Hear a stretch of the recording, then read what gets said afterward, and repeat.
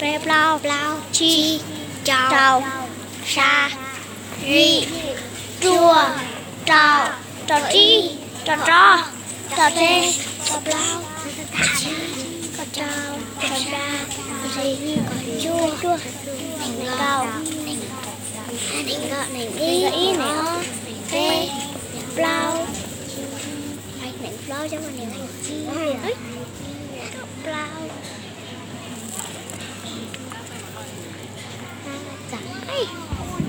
dạo có bó đang quay chỉ lo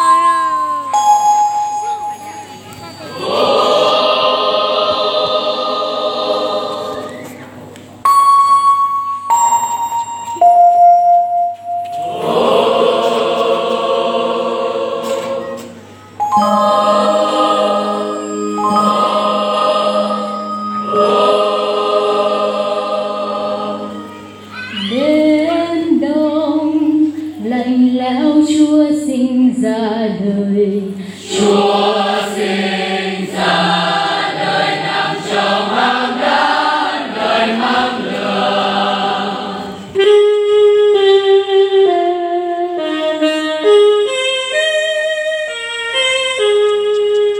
Trong hang Bê-lem, ánh sáng tỏa lan tưng bừng, nghe trên không trung tiếng hát thiên thần vang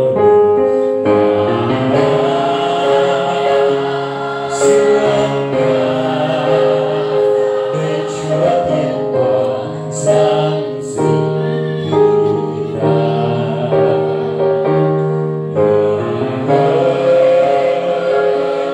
Đến xem ôi Chúa giáng sinh khó khăn hơn hèn.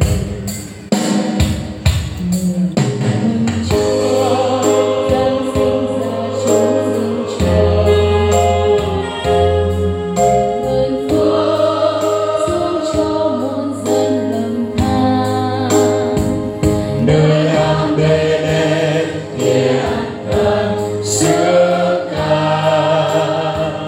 hiện Chúa minh giải chúng gian an hòa.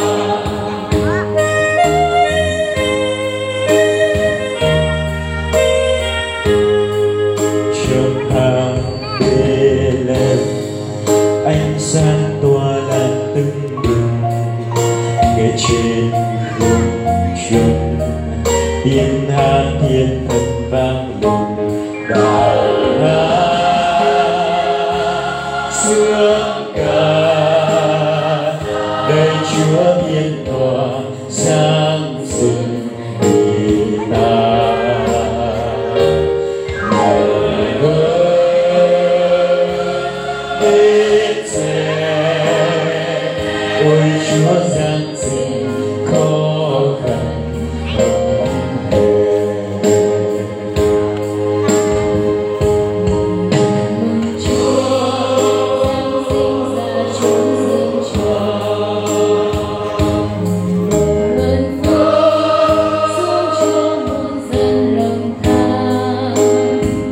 Nơi hang Bê-lem chiên lửa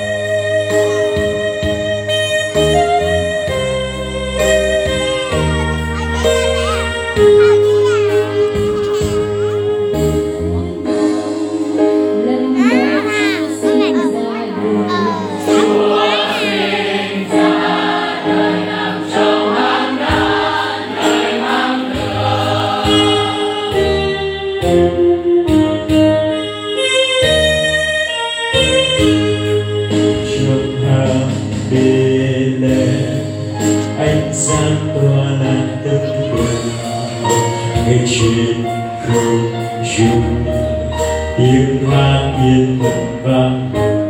Đã là sương ca, đời Chúa biến tỏa giáng rời.